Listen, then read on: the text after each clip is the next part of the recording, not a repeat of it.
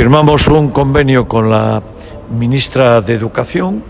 para establecer la cooperación entre la FEN, entre los ayuntamientos de toda España y el Ministerio de Educación.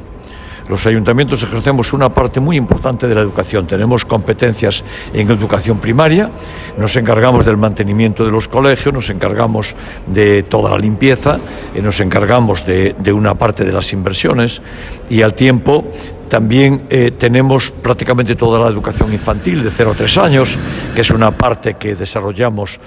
los ayuntamientos, pero tenemos nuestras propias escuelas de música, de teatro, universidades populares en algunos casos, como es el caso de Vigo, Escuela de Artes y Oficios le llamamos, y por tanto participamos muy profundamente en la educación.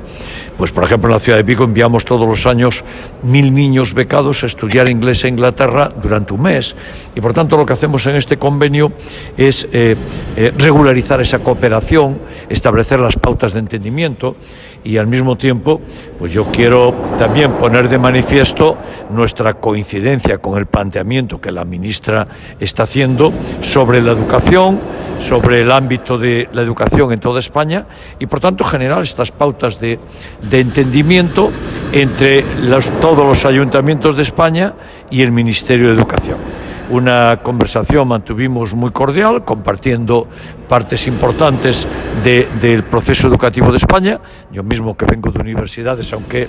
no sea el ministerio en este momento, pero desde el entendimiento de la educación como una parte sustancial de la construcción y del establecimiento de un Estado como es el Estado español, ¿verdad? 500 años de historia de un Estado basados en todos estos últimos tiempos en la educación y la educación como un factor de estabilidad democrática.